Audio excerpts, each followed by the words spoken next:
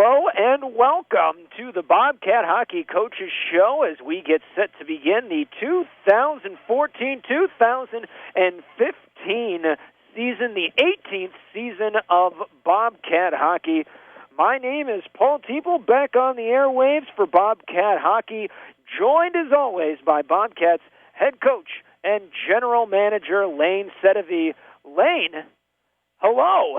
How's it going? It's going great. Great to be back in Bismarck, man, and great to be back talking Bobcat hockey with the folks here in central North Dakota. Couldn't be happier, and it's just awesome to say that it's hockey season. It's the 18th season of Bobcat hockey.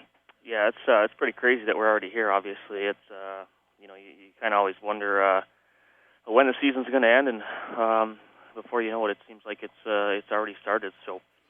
Obviously, we got Hell Week in the books, and we've been on the ice for 3 days now.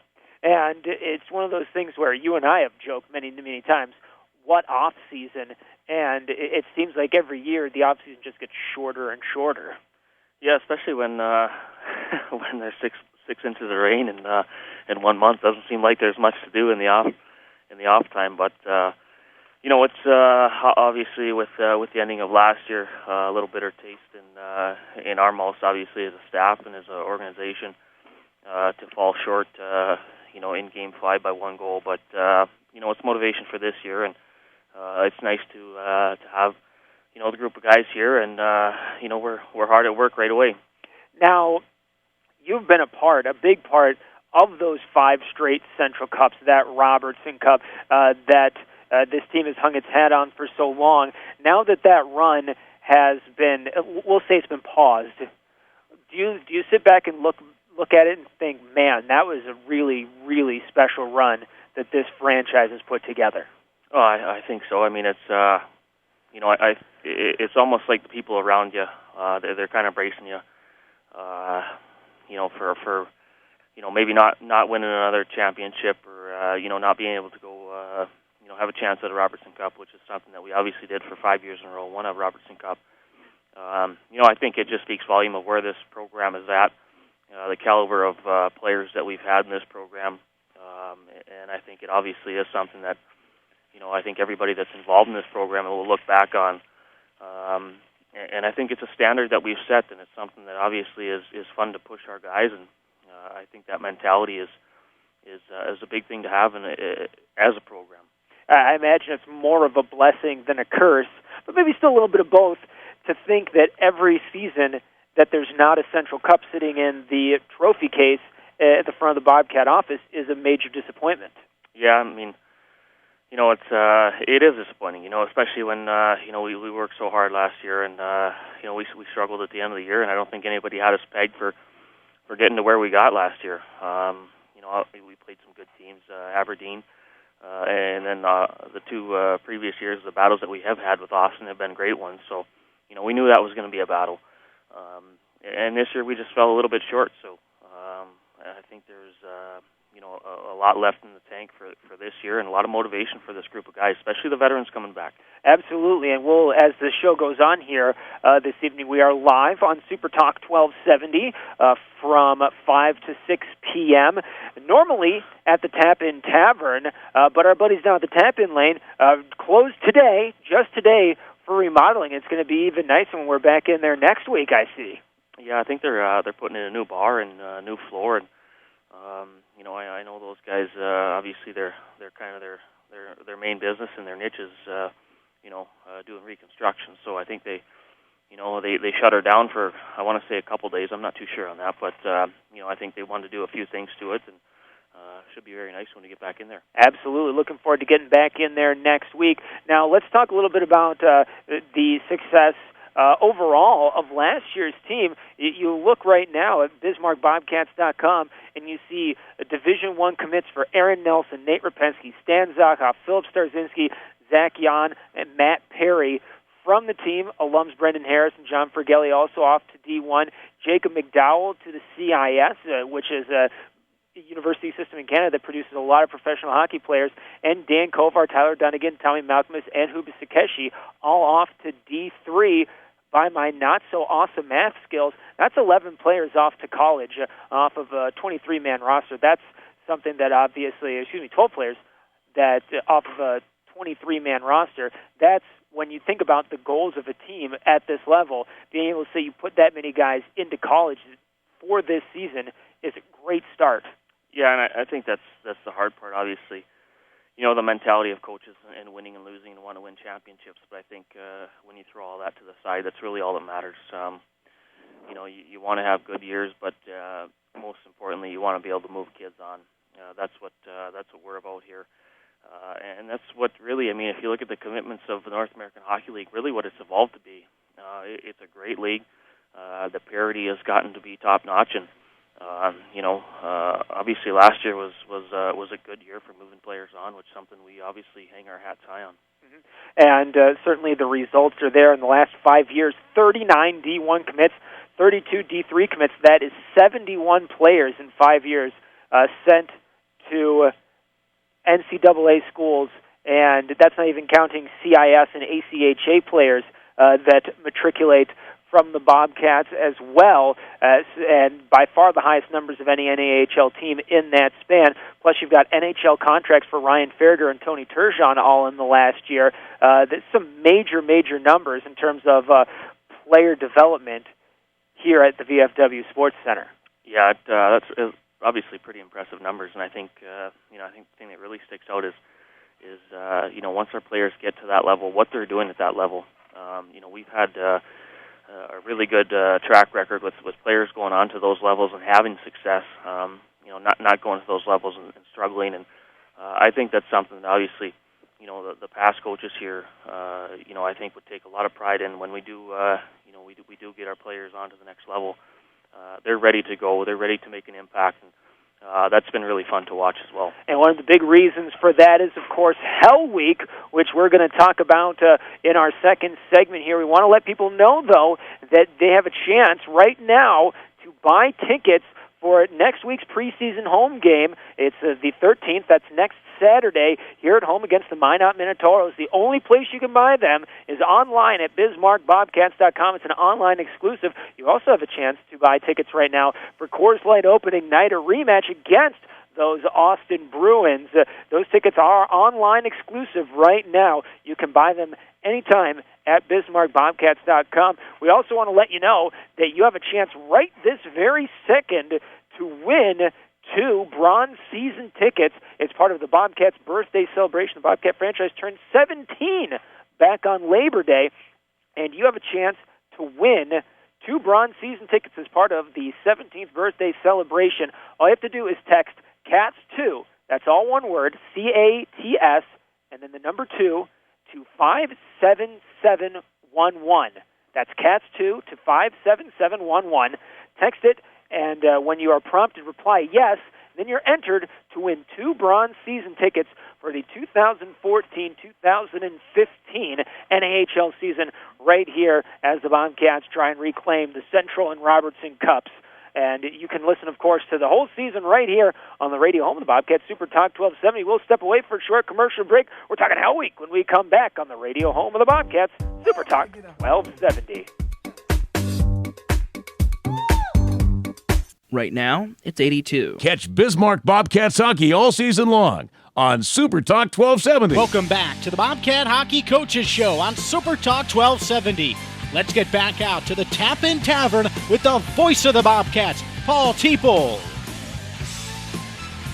Welcome back to the Bobcat Hockey Coaches Show on Super Talk 1270. Paul Teeple here with you alongside Bobcats head coach and general manager Lane Sedevy, temporarily away from the Tap-In Tavern. We are actually broadcasting from home base at the VFW Sports Center this evening as the Tap-In Tavern undergoes renovations that you will certainly all enjoy once they're all wrapped up. And we'll tell you all about how they look coming up here next week for sure. I want to remind everybody, the Bobcats have a one-home preseason game next week. It's on the 13th. That's Saturday. Tickets are on sale right now, online exclusive at BismarckBobcats.com. There will also be an away preseason game on Thursday, the 11th, at Minot. That's a 7:35 start. We will have pregame coverage right here on Super Talk 1270 starting at 7:05.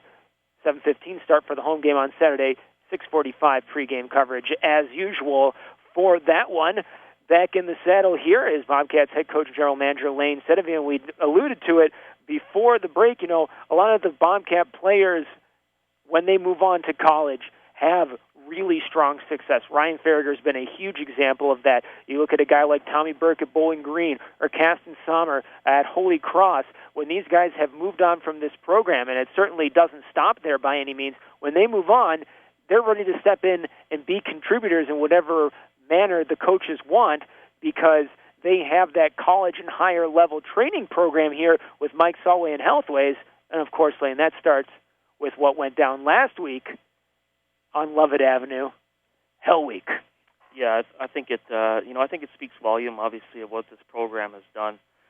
I think it's something that we owe these young men that step foot in our program from day one to understand what it takes and the dedication that it takes, not only on the ice but off the ice. It's 1 week here that we really push extremely hard. Obviously, we want to see what guys have committed over the summer. We want to see our veterans come back and lead. I think it's a good week for us to obviously tell who the captains are and who really dedicated themselves. But most importantly, once you get to that college level, it's a month straight of that stuff. So it's definitely an eye opener for some kids, and I think it's a good bonding experience. It's a good eye opener for a lot of kids that are just getting their feet wet in junior hockey, and they have a long ways to go, obviously, to understand what the grind is over 7 months. But it was a good week for us. I think overall we were pretty pleased with how in shape guys were. Now, one of the major components of Hell Week that you really like yourself is the fact that, yes, it is a team-building thing, but it's also a competition because it seems like when guys are competing to be number one, to get that title, it really brings the best out of them. Yeah, I think it's something that, I think it's fun to have a little competition. It definitely motivates guys, and I think it pushes guys, to their limits, which is something that we obviously want to see. What, like I said, what guys have put in over the course of the summer. It's always nice when veterans, they know what to expect. They've been through it, but hey, let's face it, it's easy to go home and to skate once in a while, maybe lift once or twice a week, but what the standards are, that's really not going to cut it. So. I think the biggest thing is we want to see kids that just they don't quit. They have that compete level that obviously when the puck drops, we want to be the hardest working team on the ice, and that's something that we do get to see in Hell Week as well. And you've talked about this, and you alluded to it a moment ago. When it comes to leadership evolving, talk about what the veterans do to show you who wants to really step up and be that guy. And can I put you on the spot and name a couple guys that did that this year? Well, I think we haven't named captains yet, so that's still in a process. Well, sure, that's a state secret. Yeah, that we're going through, and we're not ready to name them yet. And but I think there were some guys that had good off seasons that were nice to see. That came back in shape, and I think it is a big part to be obviously a veteran, to know what these young men that have never played junior hockey are going through, but not only to be a leader, but to help these guys through it. I think it's something that you always see, that when kids are struggling to have a teammate be there to pick them up. I think that's a big part of it. Obviously, it's individual competitions, but I think it's the first time that we're together as a team, and I think that's the atmosphere that you have to have all year long. Is when somebody obviously doesn't do well or makes a mistake, there's got to be a teammate there to help them along. And for the veterans, most of these guys went through it last year. There are some odd guys like Albertoni and Toscano that came in mid-year that maybe didn't quite know what to expect. But by and large, the veterans really know what to expect. How did the rookies look to you coming in? All they've known of it is word of mouth, maybe from some of the guys at main camp, and what you and Coach Roth told them at the end of main camp. What did you see out of the rookies who basically were getting thrown right into the fire? Well, that's something that we were very happy with. I mean, I want to say that our rookies went, second, third overall, maybe even fourth in our competition. So, there were some kids up there who obviously put some time in over the summer. But we do let these kids know once they do, make our roster, that it's not going to be an easy week. It's something that you're going to have to battle through. And you know what? It's nice to see those kids come in. As a whole, I thought we were in pretty good shape. I think it's something that has translated over the years. It seems like kids, they dedicate themselves a little more and more in the off season every year. Absolutely. And why don't we take a look right now at how it all shook out in terms of who won Hell Week. And this year, because somebody new had to win, because Philip Starzinski finally, with his moving on to Northern Michigan in the WCHA, finally relinquished his iron grip on the crown.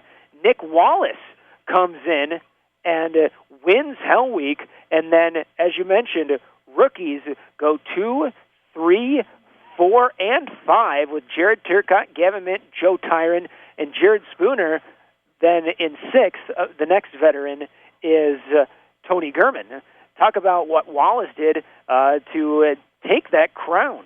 Well, I think Nick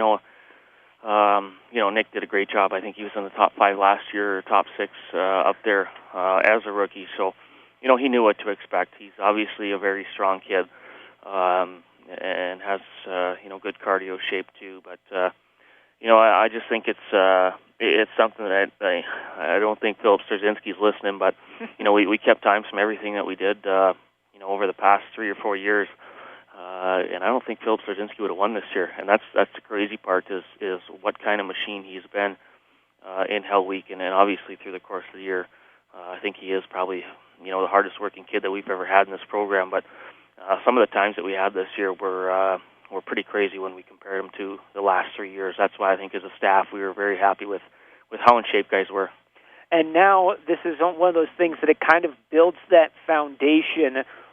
With Hell Week, where do you see the rewards start to yield? Is it something that you see in preseason, something you see in showcase, or is that something where the dividends become more apparent, say, Thanksgiving, and then building up and up and up from there? Well, I think it's. More than anything, I think it's a base for these kids that day one when we do step on the ice. I don't think there's anything that really mimics being on the ice. You can be in great shape off the ice, but the first couple of days that we were on the ice, to be in that ice shape is just a different beast. But I think it allows us to start where we want to start. They have a good base. It doesn't put us behind the 8 ball. I think that's the biggest thing. We can get into 2-3 days of what we want to do, and you start to see kids really becoming in pretty good ice shape, which I think is something that when they do have that base, it happens a lot faster than when they don't. Have you noticed over your years, you're getting ready for year 5 as head coach, have you noticed that Hell Week and the Healthways training system overall has been something that has started to actually draw players to the program? Well, I think it's something that, I think it's a big bonus that we have. I think we do have the best strength coach in junior hockey and one of the best workout programs in junior hockey. So I know it's an added feather in our cap when we do, go out there and try and recruit players that, like we touched on earlier, when our kids leave this program, there are no surprises when they get to that NCAA level and they're ready to go. Yeah, only pleasant surprises, as it turns out in many cases. And, the great thing, because the last couple of years has been down to Healthways observing and watching the guys go through this, is how Mike Solway, the team's director of athletic enhancement, who runs Hell Week, runs the conditioning program, really tailors these workouts to be hockey-specific, because there are a lot of workouts that you can go work out, and it has nothing to do with hockey. You can go and do a 6-mile run or whatever, and that's not necessarily the most hockey-specific thing. But Mike really gets in and specifically tailors all these workouts to really build the right hockey muscles, hockey endurance. Yeah, and I think it's something obviously that he's studied, and with the program that he had, from day one, that I think he's tweaked to where he wants it now. I think any program that you look at, football, baseball, they're all different from the spectrum of what hockey has to offer and how you need to train and to try and simulate, 45 seconds on the ice and, possibly 12 shifts in a period. So I think Mike has done a great job of that, and I think it's one of the huge reasons that we've had the success we've had in the last 5 years. Well, we're going to step away right now for a short commercial break. When we return, we'll play forward now to this week. The team has been on the ice now for 4 days, and we'll talk to Coach Sitovy about the way things are shaping up on the ice. Especially, we mentioned 12 players committed, 11 of them moving on to college heading into this season, with only Matt Perry staying for his final year of eligibility. So we'll talk about all that when we come back as the Bobcat Hockey Coaches Show rolls along right here on the radio home of the Cats, Super Talk 1270. Right now, it's 82. Get the app called Radio Pup for your iPhone and take us everywhere you go. Bismarck and Mandan's own Super Talk 1270. Welcome back to the Bobcat Hockey Coaches Show on Super Talk 1270. Let's get back out to the Tap-In Tavern with the voice of the Bobcats, Paul Teeple. Welcome back to the Bobcat Hockey Coaches Show on Super Talk 1270. Paul Teeple here with you. Rejoined momentarily by head coach and general manager Lane Sitovy, now joined by Bobcats assistant coach and also all-time leading scorer Garrett Roth, who joins us for his segment here this evening. Garrett, welcome back to the Coaches Show. Hey, Paul, how's it going? Welcome back for another season. Well, it's great to be back. Some places are just home. Bismarck Mandan is home. It's great to be back here with you and Lane and the Cats, and looking forward to another great season. A lot of people know that you're on the bench, and you and Jim Peluso are assistants to Lane for, the direct hockey-related purposes, but you also help head up the scouting part of the team. And this time of year, people might think, okay, well, the draft is done, players signed their tenders 4 or 5 months ago. There can't be that much for you and the scouts to do in that regard, which obviously you and I know couldn't be further from the truth. The scouting season seems to just be picking up right concurrently with the actual season. Yeah, it kind of goes hand in hand. Hockey, the sport usually starts around the same time for every level, other than high school hockey starts a little bit later. So we have a scouting staff, Aaron Kinslow, along with Aaron Vanaski. They scout for us in the Minnesota area. And so the three of us, and when Lane's able to get out there and watch some games at the showcase here, he'll be part of it as well.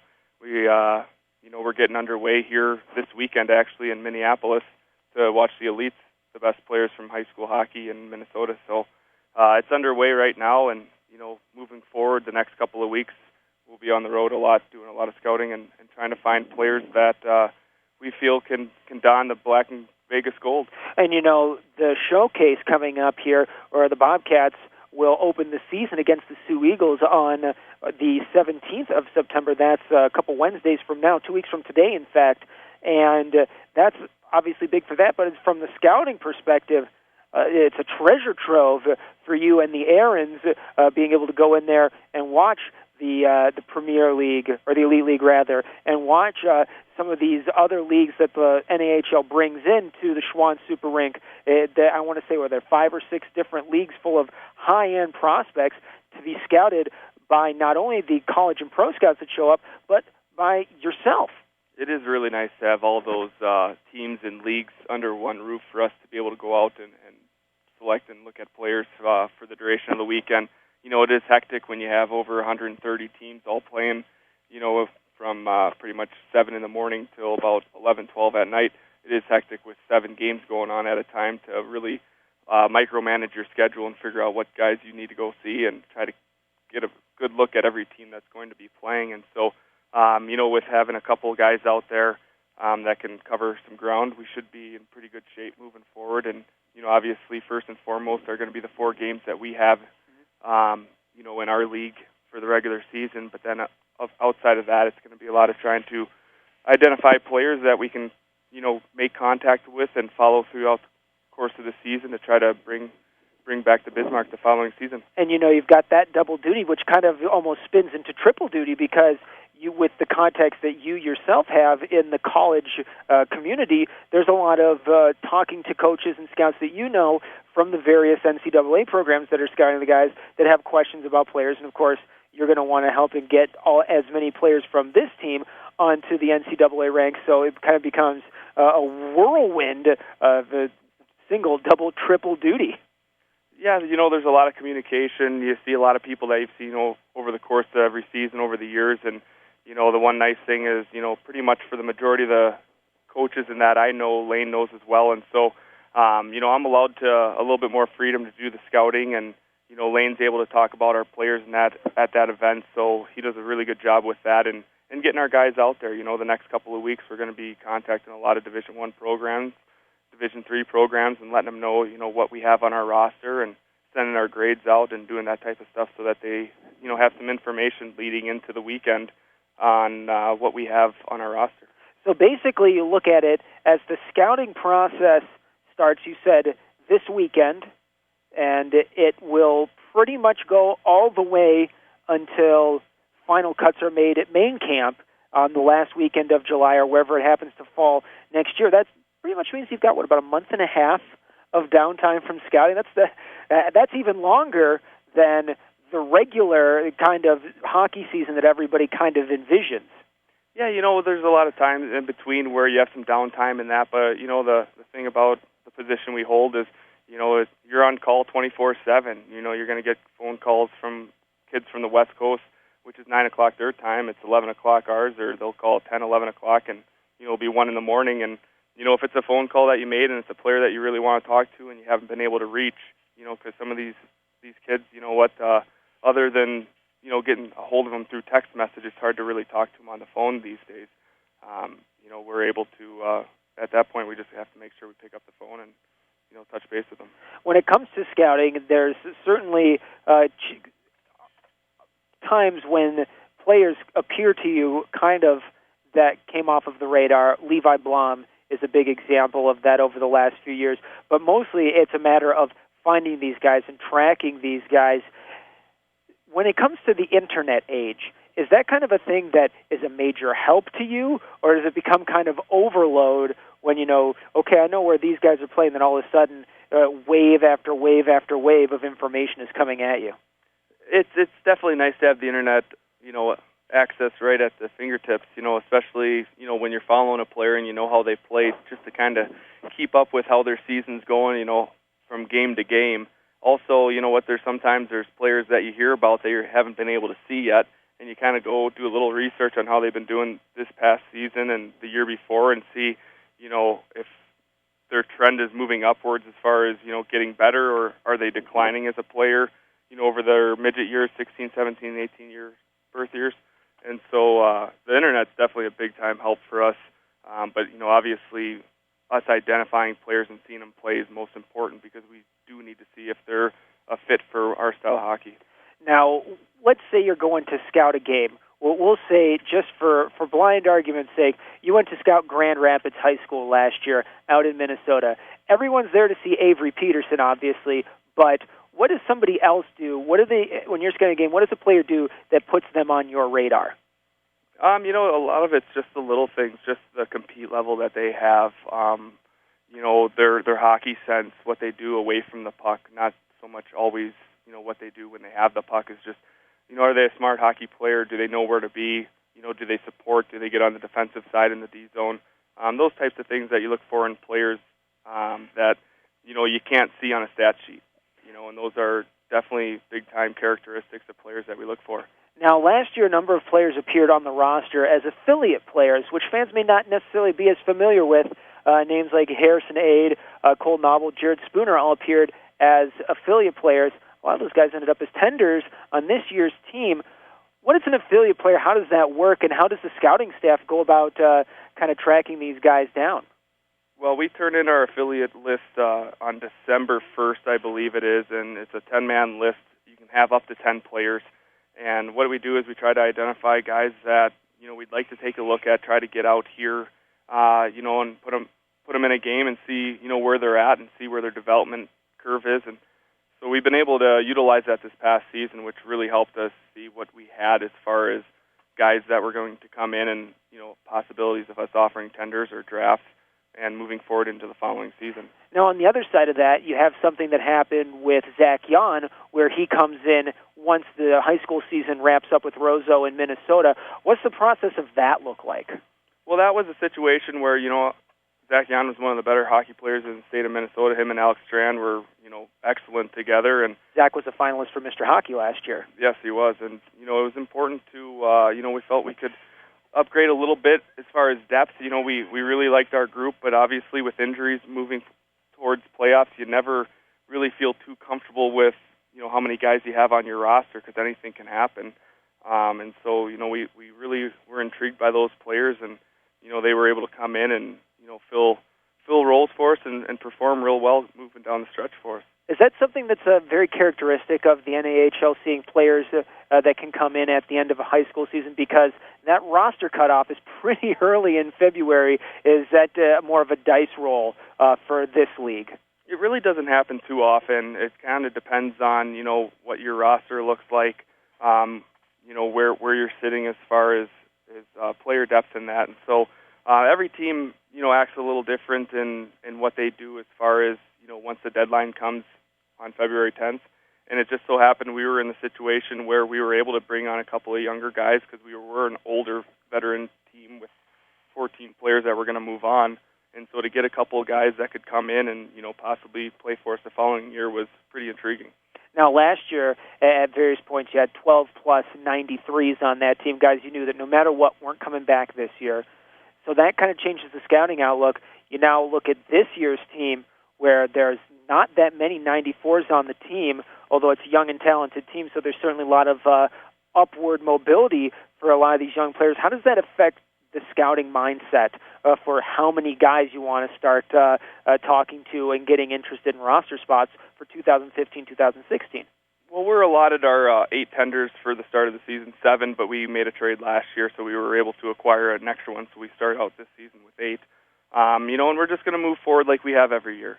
Go out, scout players, see the players that we like, and, try to get them on board. And, if something happens where we need to make a move, we can offer, tenders or draft picks for a player if we see. But, right now we really like our group that's here. Obviously, we have a lot of players that have eligibility of returning the following season, but you just never know with what's going to happen. They could move on and play college the following season. Anything can really happen at that point. So you kind of take it 1 year at a time. You have, one eye open a little bit to the future, but the most important thing is taking care of this hockey season and making sure that you do whatever you can to try to develop the players you have in your locker room. Well, Garrett, we thank you for giving us a look inside the scouting aspect. I know a lot of fans didn't necessarily know that scouting is jumping off right now, but as Coach Ross said, it happens immediately before the Bobcats season begins. The Bobcats scouting season begins, so we wish you and the Aarons all the best in the scouting, and thanks for sharing a little time here on a beautiful September evening. Thanks a lot, Paul. You have a good one. All right, you too. Now we're going to step away for a commercial break. Lane Sedevy returns to bring it all home just 3 short minutes from now. This is the Bobcat Hockey Coaches Show on Super Talk 1270. Right now, it's 82. Catch Bismarck Bobcats hockey all season long on Super Talk 1270. Welcome back to the Bobcat Hockey Coaches Show on Super Talk 1270. Let's get back out to the Tap-In Tavern with the voice of the Bobcats, Paul Teeple.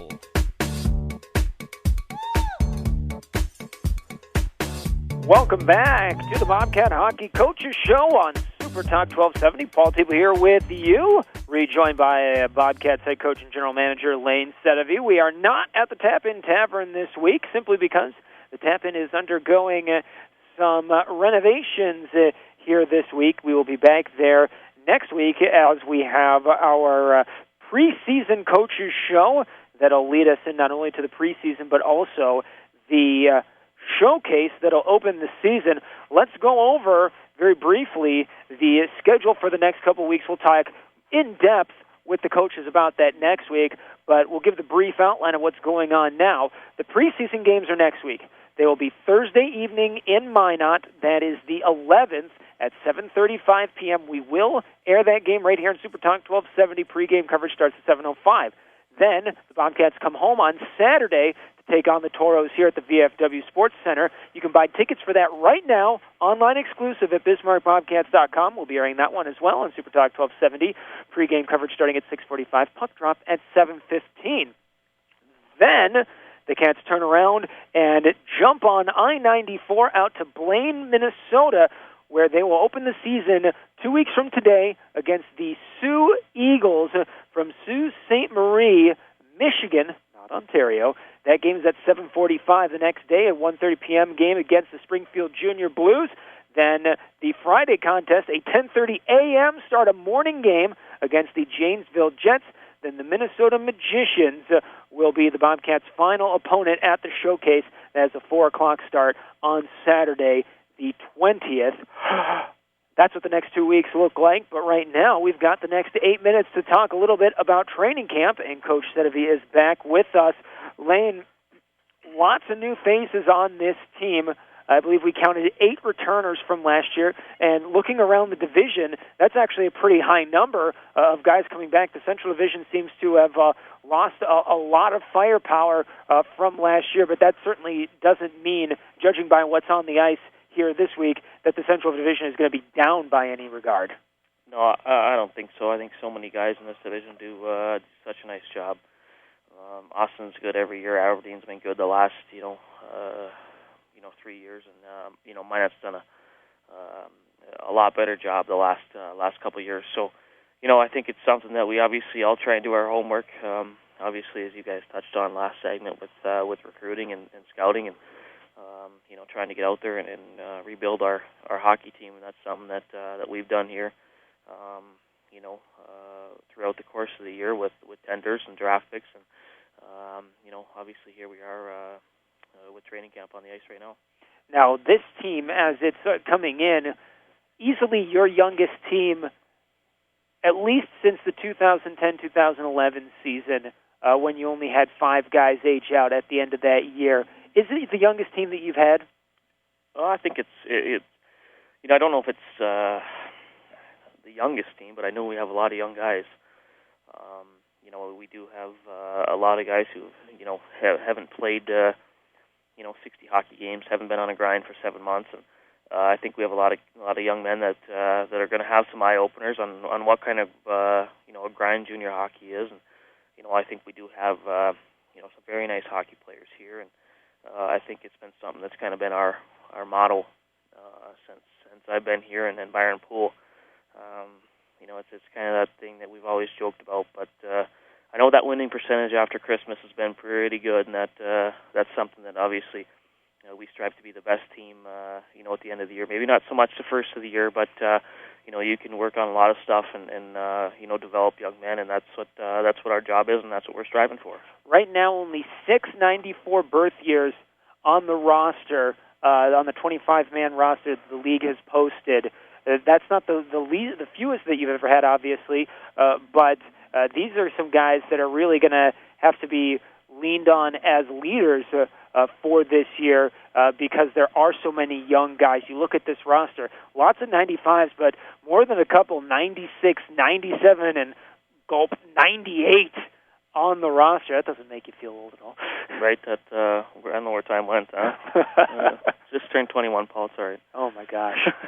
No, but, I mean, the leadership is these guys that are 94s, and even some of the 95s that were on last year's team are going to have to step into leadership roles because of the youth movement out there on the ice. Well, I think it's something that, we're going to have to be leaders by committee, obviously. The guys that are coming back are, I think early on are, guys that are going to be leaned on very heavily.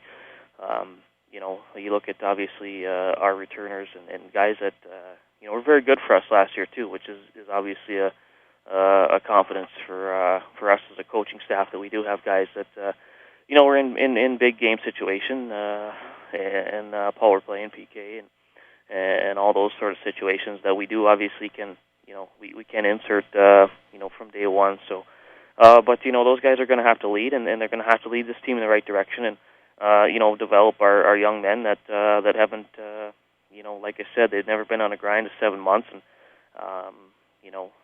that's our job as a staff and as a group and as a team to kind of mold them in the direction that we want to go. And you've had a chance to see this team on the ice. Having a young team, you'd imagine that the skill level is pretty high, considering that there are certainly 94s out there and available, but you've chosen to go with these younger guys because of the talent, because of the promise. Has that translated so far on the ice through the first 4 days of practice? Well, I think the first couple of days, I think it's almost, this is the same every year. I think it's pretty sloppy. A lot of guys haven't skated. Obviously, we pushed them real hard last week, but it is nice this year. We do have a couple of weeks to be on the ice. To play some exhibition games and not be that Hell Week exhibition and right to the showcase. So that's obviously nice for us. I think when you look at it every year, it's our job to really throw the age out the window and build ourselves what we feel is the best hockey team. And sometimes, I think there's obviously younger kids out there that we went in that direction. Like I said, it's a piece of the puzzle that we feel that we need, and obviously this year is a good example of what your variation in age can be. And again, there is a lot of younger players on this team, but it certainly doesn't mean that this team's going to be hurting for size.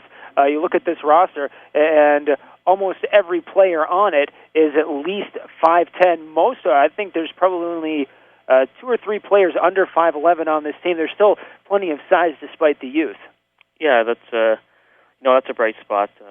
I think we do have a decent sized group. I think as the game is changing, I don't necessarily know if size matters. I think it's something that you've seen the game, the speed of the game pick up so much. Obviously in the NHL and all the way down. You need kids who can get up and down the ice and think the game, and it's not so much about being big and being able to drop the mitts and you got to find hockey players who can play the game. UND fans certainly know the name Grimaldi, and he's far from Scott Stevens out there. Absolutely, he's a very nice hockey player, and I don't know if he's 5'8".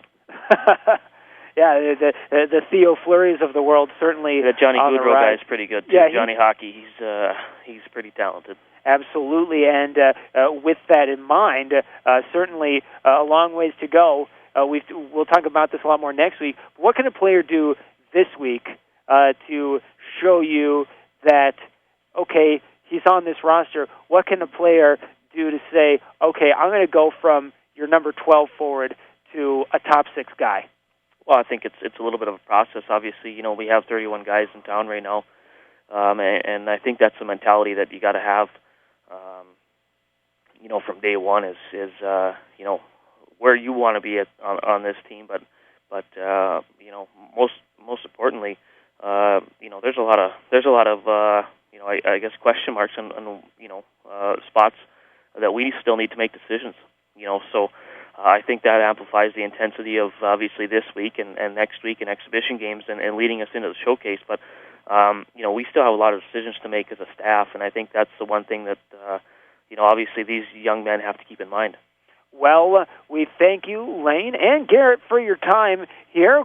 The first Bobcat Hockey Coaches show in the books. It's hockey season now. That's a pretty darn good feeling. Yeah, 82 and it's hockey season. 82 and it's hockey season. That's okay because the Storm of the Century's coming in a few weeks, so we might as well enjoy what we can. Our thanks to Garrett Roth for stopping by and sharing some scouting insights.